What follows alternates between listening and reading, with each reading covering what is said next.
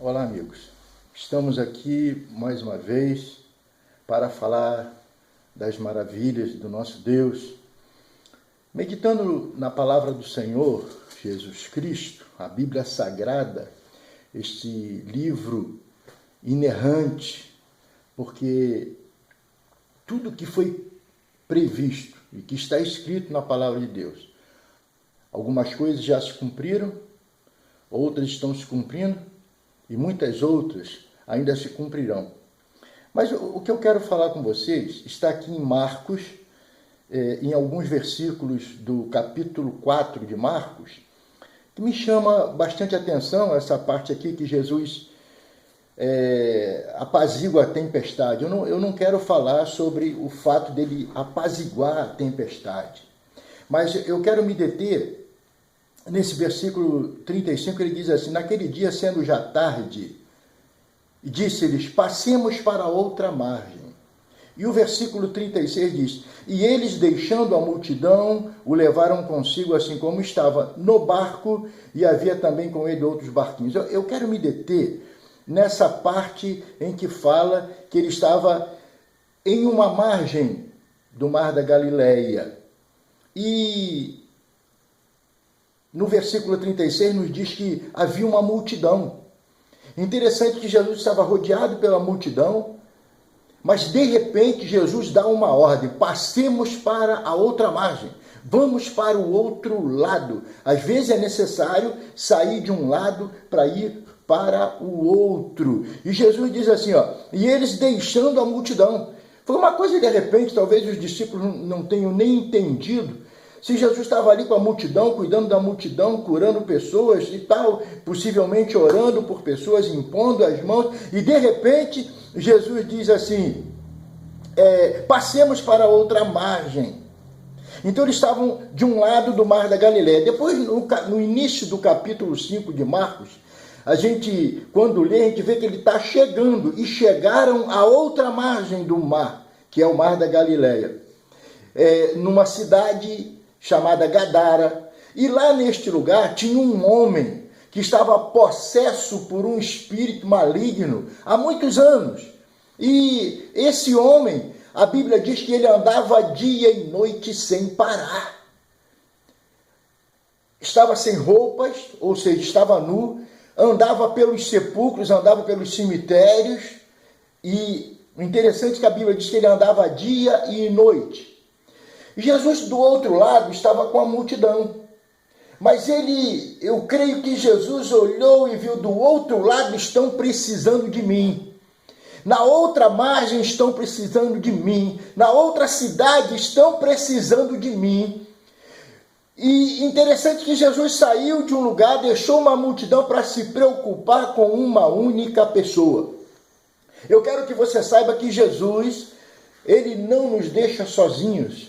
Ele conhece os nossos problemas e ele não chega antes e nem depois, ele chega na hora.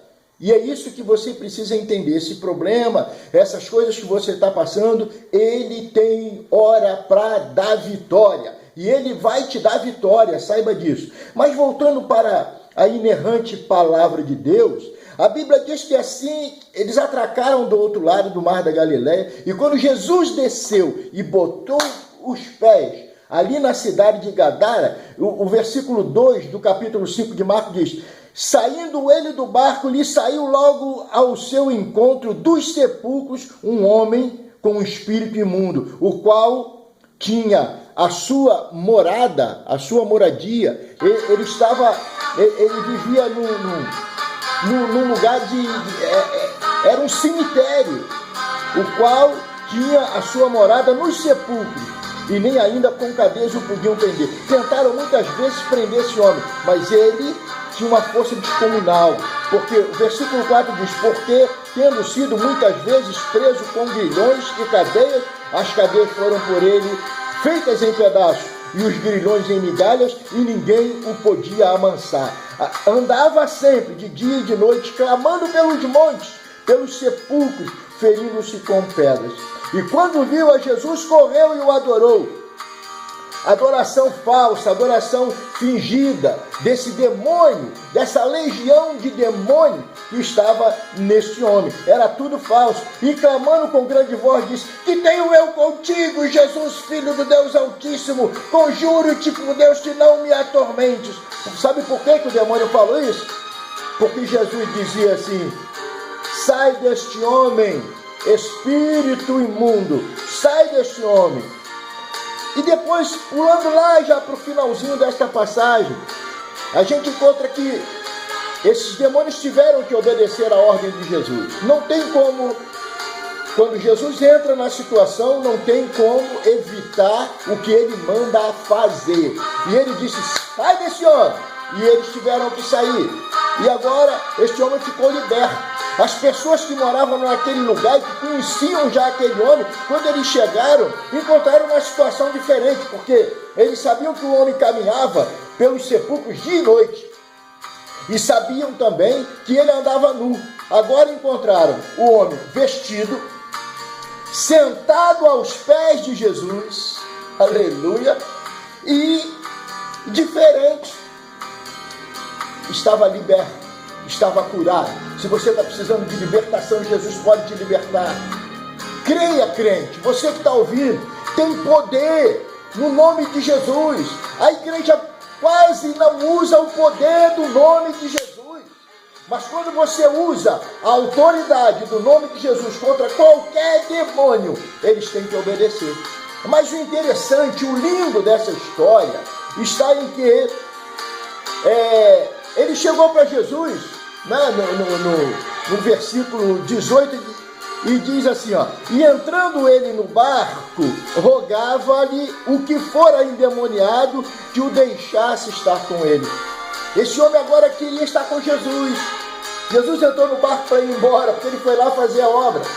Só a libertação desse homem. Entrou no barco para ir embora, o homem entrou atrás dele. Diz isso no versículo 18, no capítulo 5 de Marcos. E entrando ele no barco, rogava-lhe o que for endemoniado que o deixasse estar com ele. Jesus, porém, não o permitiu, mas disse-lhe: vai para a tua casa, para os teus, e anuncia-lhe quão grandes coisas o Senhor te fez, e como teve misericórdia de você, como teve misericórdia de ti. Gente, que coisa profunda e maravilhosa.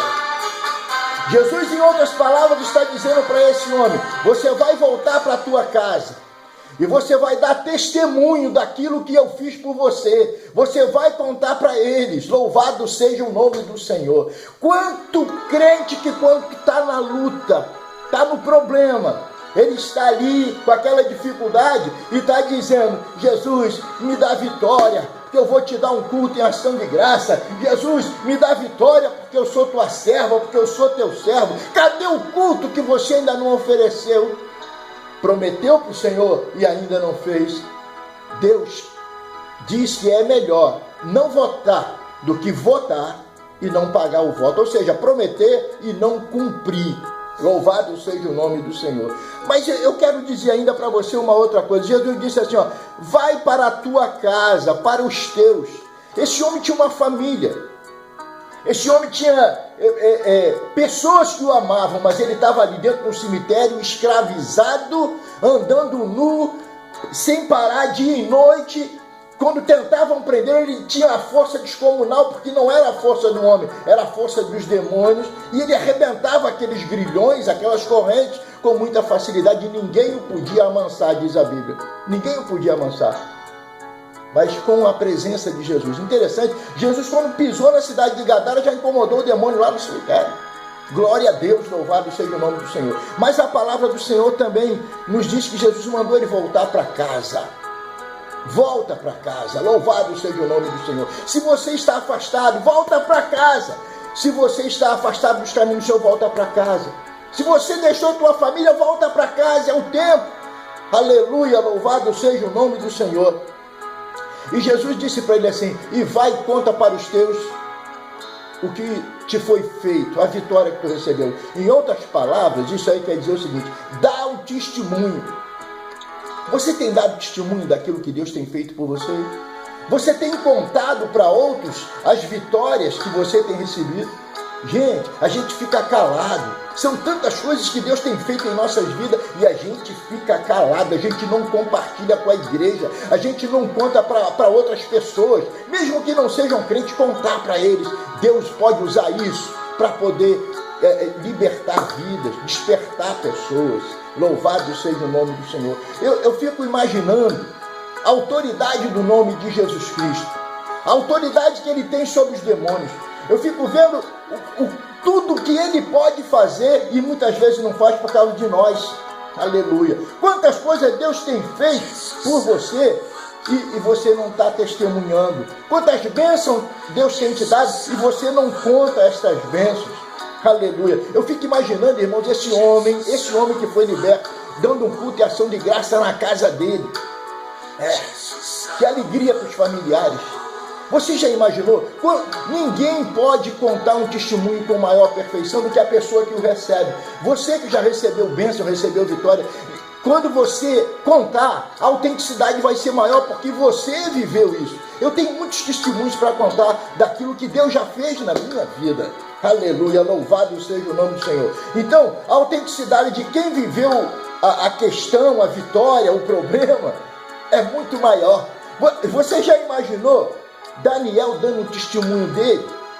Eu fico imaginando como é que seria, né? Que coisa profunda. Você já imaginou Sadraque, Mesaque e Abednego falando a respeito daquele forno de fogo ardente e que eles foram lançados lá e de repente eles não estavam sozinhos? Tinha alguém com eles lá dentro para dar vitória. Louvado seja Deus. Você já imaginou Noé? Noé dando um testemunho dele ali, construindo a arca, 100 anos. Eu digo 100 anos e biblicamente são 100 anos. Porque ele tinha 500 anos quando ele foi pai dos seus 3 filhos. E quando ele tinha 600 anos, o dilúvio caiu, o dilúvio desceu. Então, eu não consigo bem entender esse negócio de 120 anos fazendo a arca. Mas ele, imagina Noé dando testemunho dele. Construção, todo dia. E Deus falando com ele, animando ele, e ele animando os filhos, certamente. Mas teve um dia em que o Senhor disse, a arca está pronta, entra. E ele ficou ali 7 dias dentro da arca. No 7º dia o dilúvio caiu. Porque ele foi tomado pela fé que Deus põe no coração. E ali, dentro da arca, não demorou muito, a arca começou a balançar, porque a água começou a subir. Louvado seja o nome do Senhor. Tem gente que diz assim, se o Senhor me der vitória, eu vou dar um culto em ação de graça. Eu pergunto de novo, cadê o culto em ação de graça que você prometeu e ainda não deu? Eu não tenho dúvida que Deus vai falar com muita gente a respeito disso, porque tem muita gente que quando está no problema, promete uma porção de coisa para Deus e não cumpre. Mas é melhor não prometer do que prometer e não cumprir. Agora eu fico imaginando, irmãos, existem pessoas que já passaram por tantas coisas. Eu quero te contar um breve testemunho. Um dia, Deus tomou alguém em profecia e falou assim para mim assim, tu tens tido muitas casas que não são tuas. Por quê? Porque eu pagava aluguel. Sabe? E eu mudava muito. Passava um ano e pouco, 2 anos, mudava daquela casa e assim foram muitas vezes. Mas um dia Deus tomou um vaso e disse assim, tu tens tido muitas casas que não é tua, mas eu vou te dar uma casa. Irmão, quando Deus falou isso comigo, no dia seguinte eu comprei o jornal e comecei a procurar casa. Aí diziam para mim assim, mas rapaz, como que você está procurando casa se tu não tem dinheiro? E eu dizia para essas pessoas, o problema do dinheiro não é meu. Meu problema é procurar a casa e confiar em Deus. Sabe o que aconteceu? Deus me deu vitória. Eu me lembro como se fosse hoje, eu morava na Vila da Penha e fui ver uma casa em Realengo. E quando eu entrei na rua da casa, o Espírito Santo disse assim, é essa casa. Ele disse no meu coração, é essa casa. Irmãos, quando eu cheguei, que eu vi a casa que era, eu fiquei até com medo. Era tão feia, as janelas amarela, feia, mas um amarelo feio, o portão caindo nos pedaços. Tinha um coqueiro na frente, mas era um matagal tremendo. Quando eu fiquei ali aguardando o corretor chegou, eu estou encurtando a história. O corretor chegou, conversamos um pouco, e eu imaginava assim, se aqui de fora está assim, isso lá dentro deve estar horrível. Irmãos, quando o homem abriu a porta da casa, e que eu entrei, era uma casa linda. Sinteco novinho, naquele tempo usava muito sinteco, era de laje. Eu pensava até que era tudo de forro, mas era de laje. E Deus honrou a minha fé. Tinha que falar com a proprietária que morava em Copacabana. Quando dei com o corretor, no dia seguinte nós íamos a Copacabana, na casa da dona Iraci. E chegamos em Copacabana, viemos pela Avenida das Américas, que a Avenida das Américas naquele tempo não era o que é agora. 6 pistas maravilhosas, 8, né? E ali nós pegamos a Avenida das Américas. Numa determinada altura da Avenida das Américas, o corretor do meu lado passou um avião, sabe? Um avião da FAB. E mais na frente, pulou aquele monte de paraquedista. E eu me lembro como se fosse hoje. Um daqueles paraquedistas, o seu paraquedas não abriu. E ele passou pelos outros que passou rápido. Aquilo me deu uma ânsia. Eu estava dirigindo o meu carro, me deu uma ânsia, me deu um nervoso. E naquela hora, irmãos, eu quero dizer para você sobre a autoridade do nome de Jesus. E eu dei uma ordem. Eu disse: paraquedas, eu te ordeno, abre-te em nome de Jesus. E naquela hora, o paraquedas se abriu. Louvado seja o nome do Senhor. Existe poder, por isso que eu estou testemunhando. Existe poder no nome de Jesus. Aleluia, louvado seja o nome do Senhor. Chegamos a Copacabana e ninguém entendia nada, porque eu não tinha dinheiro. Comecei a conversar com Dona Araci e eu disse para ela o que eu podia tentar usar a meu fundo de garantia. E ali ela foi muito atenciosa, uma pessoa já de idade. E de repente começamos a conversar e ela começou a chorar e ela contou a história de uma menina e contou a história da casa. A casa estava fechada há mais de um ano, porque ela tinha dado de presente essa casa para uma empregada dela. Ela era madrinha da filha dessa empregada e a empregada meteu os pés pelas mãos, saiu de casa, abandonou o marido. Foi uma confusão tremenda. E ali ela contou a história dessa criança de quem ela era madrinha, que estava desenganada no hospital. Eu vi nessa hora ali uma ocasião para Deus fazer alguma coisa e eu disse: Dona Araci, eu sou evangélico. A senhora crê? A senhora recebe oração? Posso fazer uma oração pela menina? E ali, irmãos, a gente estava na cozinha nessa hora tomando um café. Eu orei ao Senhor. E depois fomos embora, porque é assim mesmo que a gente faz, a gente ora e tal, e entrega nas mãos de Deus, esquece, porque Deus vai fazer coisa, aleluia.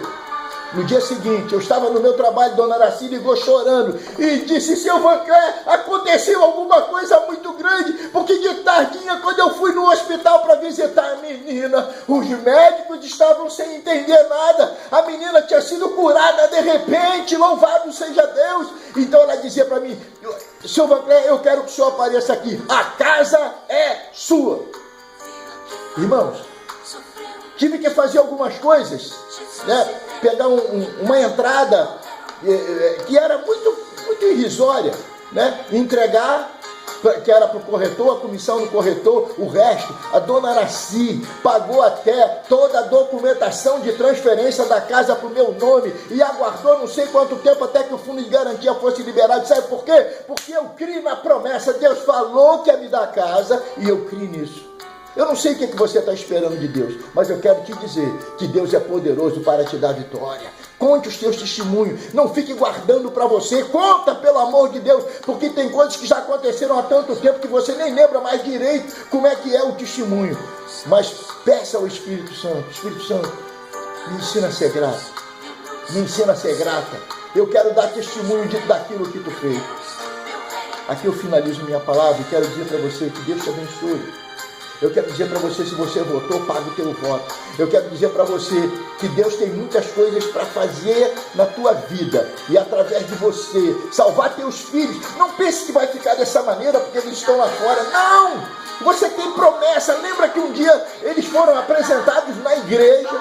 Isso está como memorial diante de Deus. E Deus não vai perder para o diabo. Vai chegar um momento em que ele vai trazer teus filhos de volta. Eu creio nisso. Louvado seja o nome do Senhor. E quero fazer uma oração para você. Deus Todo-Poderoso, obrigado por essa maravilhosa oportunidade que o Senhor tem me concedido de poder gravar mais esse vídeo. Que seja para a honra e para a glória do teu nome. E que pessoas sejam tocadas para a glória do teu nome. E que possam chegar ao entendimento. Eu não posso ficar calado diante de tudo que Deus tem feito por mim. Eu preciso testemunhar. Que Deus te abençoe. Em nome de Jesus Cristo.